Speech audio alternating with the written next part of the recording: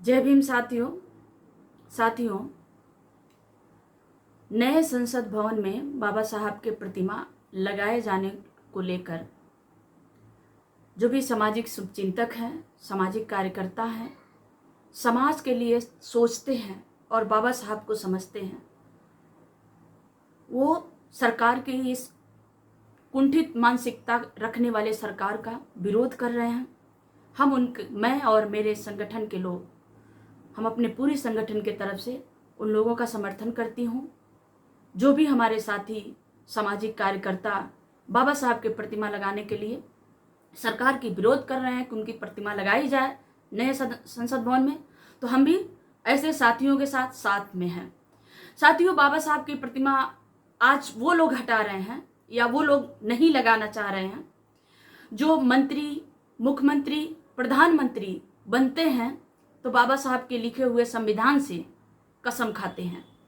आज वो लोग विरोध कर रहे हैं जो बाबा साहब के दिए हुए अधिकार से मंत्री, प्रधानमंत्री, राष्ट्रपति तक बने हैं।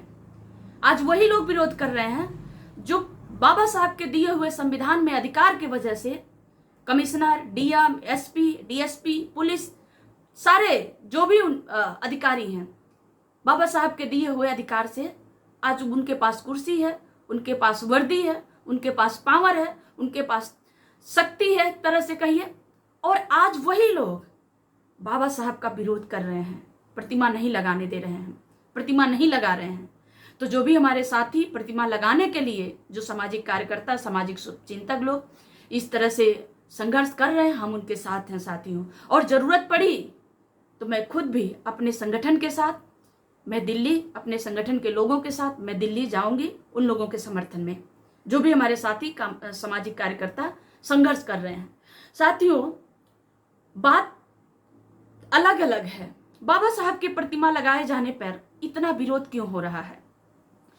कहीं भी देखेंगे, गली मोहल्ले, चौराहे, हर जगह, गांव में तो ज्यादातर, सबसे ज्यादा बाबा साहब की प्रतिमा तोड़ी जाती है।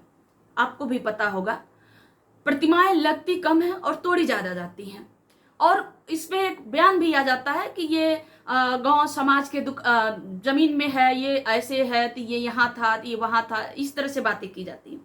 लेकिन एक बात आपको मैं समझा रही हूँ, एक बात बताने की कोशिश कर रही हूँ कि किसी भी भगवान की जब तस्वीर लगानी होती है, कोई जमीन हड़पनी होती, किसी की जमीन हड़पनी होती है, मेरे पास ऐसे उदाहरण बहुत हैं, जो किसी की जमीन हड़पनी हो तो वहां पे किसी भी भगवान का तस्वीर लगा दीजिए, वहां पे पूजा पाठ करने लगी। उदाहरण के तौर पे मैं आपको बताऊंगी कि आप देखेंगे कि गली मोहल्ले में या जो गांव होते हैं, वहां पे गांव में कोई एक पीपल का पेड़ होता था और वहां पे चौतरा बनता था। पूरे गांव के लोग, मोहल्ले के लोग गर्मी में या आ करके उस पीपल के नीचे, क्योंकि छाया होता है और वो छाया वहां पे ठंडी होती है, तो वहां पे आकर लोग बैठते थे।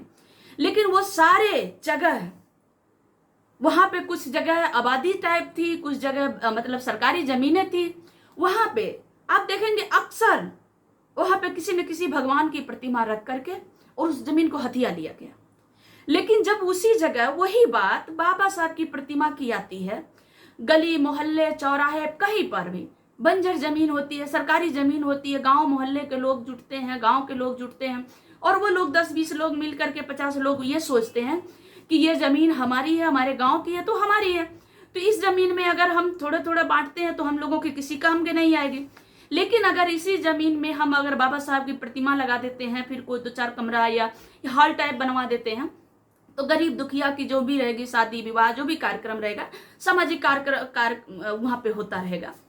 लेकिन ये जब करने की बारी आती है तो प्रतिमा अगर लग भी गई है तो उसको अवैध बता करके तोड़ दी जाती है। अगर नहीं लगी है, कोई परमिशन के लिए जा रहा है तो परमिशन उसको नहीं मिलती है। पता नहीं इतनी ज्यादा उसमें लगा दिया जाता है कि इसके पास जाइए, वहां जाइए, यहाँ जाइए, वहां, मतलब जो लगाने वाला होता है वो एक टाइम पे मतलब थक जाता है। इसके में अंतर क्या है? क्यों लोग प्रतिमा लगाने के लिए इतना परेशान रहते हैं? वही बाबा साहब की प्रतिमा लगाने की बात होती है, बाबा साहब की प्रतिमा लगाने के लेकर के लोग इतना घबराते हैं, कुछ लोगों की बात कर रही हूं, इतना घबराते हैं। और वहीं अगर देवी देवता की प्रतिमा लगानी हो तो लोग धूमधाम से चंदा इकट्ठा करके, मतलब क्या कर, जो चंदा नहीं भी देता उसे जबरदस्ती चंदा लिया जाता है और लेकर के प्रतिमा लगाई जाती है अपने भगवान की। तो साथियों, इसमें साफ अंतर है। मैं किसी के धर्म, किसी के मजहब, किसी से, कोई धर्म से, किसी के आस्था से हमारा कोई विरोध नहीं है। और हमें अपनी बात रखने के लिए जो हमारे पीछे बाबा साहब दिख रहे हैं आपको, बाबा साहब ने संविधान में हमारे मौलिक अधिकार में उन्होंने हमें अधिकार दिया है।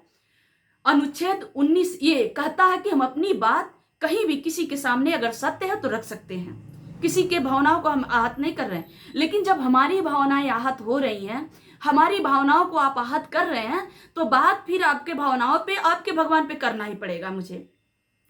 साथियों, आप देखते होंगे कि मैं किसी के भगवान पे कोई बात नहीं करती हूँ, लेकिन जब बाबा साहब की बात आती है तो लोगों को तकलीफ होती है। तकलीफ क्यों होती है?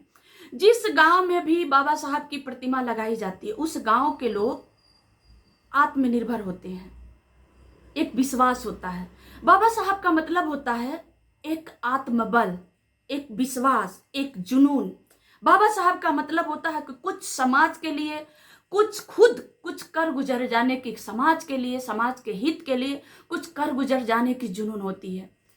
बाबा साहब का मतलब होता है कि हम किसी की गुलामी नहीं करेंगे।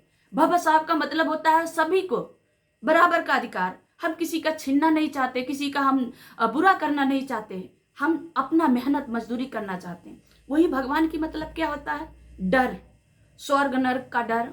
आपने पूजा नहीं किया, आप पूजा करेंगे, आप ऐसे आस्था नहीं रखा, आप उपवास नहीं रखे तो आपका बेटा मर जाएगा, आपका पति मर जाएगा, तो आपका ये हो जाएगा, आपके घर में धन चाहिए।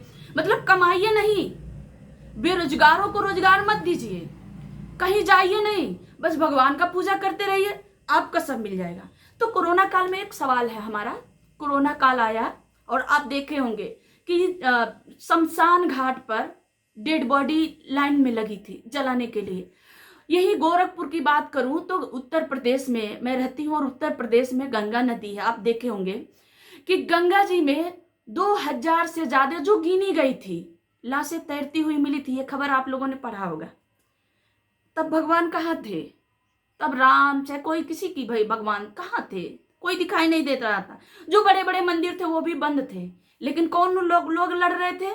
जो बाबा साहब के, जो हमारे पीछे बाबा साहब दिख रहे हैं, इनके दिए हुए अधिकार से जो लोग डॉक्टर थे, जो लोग पुलिस थे, जो सफाई कर्मी थे, जो नर्स थे, वही हमारी और आपकी सुरक्षा कर रहे थे। बाकी तो हाथ खड़ा करके भाग गए। आपने देखा होगा। मैं इसलिए ये उदाहरण दे रही हूं, मैं किसी की भावनाओं को ठेस नहीं पहुंचा रही हूं, लेकिन मैं उदाहरण दे रही हूं। उदाहरण देना जरूरी। और मैं आपको बताऊं साथियों, तो ये तो अपने भगवान के प्रति भी ईमानदार नहीं है। ये भगवान भी हमारे और आपको बर्बाद करने के लिए बनाए हैं। क्योंकि अगर भगवान के प्रति ईमानदार होते तो हम युवाओं के साथ, आप देखते होंगे कि जितनी भी वैकेंसियां आई हैं सारे सब के सब लीक होते गई, सब लीक हो गई। और इन्होंने कईयों 100 करोड़ रुपया लगाकर, कईयों 100 मतलब करोड़ रुपया लगा करके राम मंदिर बनाया था। मैं क्यों कह रही हूँ कि भगवान के प्रति अपने भी नहीं ईमानदार हैं कि राम मंदिर बनाया और वो राम मंदिर पहले ही बारिश में टपकने लगा। ये आप लोगों ने देखा कि लीक हो गया।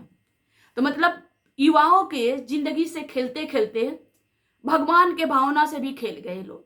अपने चेले चपाटे जितने लोग लगे होंगे वो मंदिर बनवाने में, सबका पेट भरे, भगवान को छत टपकाने के छोड़ दिए। साथियों, ये बहुत अंतर है। जिस गांव में बाबा साहब की प्रतिमा रहती है, उस गांव के लोग पढ़ने की तरफ, एक दूसरे का मदद करने की तरफ अग्रसर होते हैं। एक दूसरे में दया भाव की उनके अंदर एक अंतर आत्मा जागती है। लेकिन वही भगवान जहां होते हैं, आस्था जहां होती है, वहां पे एक दूसरे को बुराई, फलाने ने आपके घर में, जहां अंधविश्वास होता है, वो आपके घर में ये कर दिया, वो आपके घर में वो कर दिया, ऐसे करना है पूजा, जो कमा करके लाओ, मेहनत मजदूरी करके लाओ, सारा यज्ञ में खत्म कर दो। आपको मतलब इस जन्म में आपके बच्चे के पास, भाई के पास एक छोटे बच्चे का चड्डी नहीं व्यवस्था होती है। इस जन्म में बच्चे का एडमिशन कराने की हैसियत नहीं है हमारी।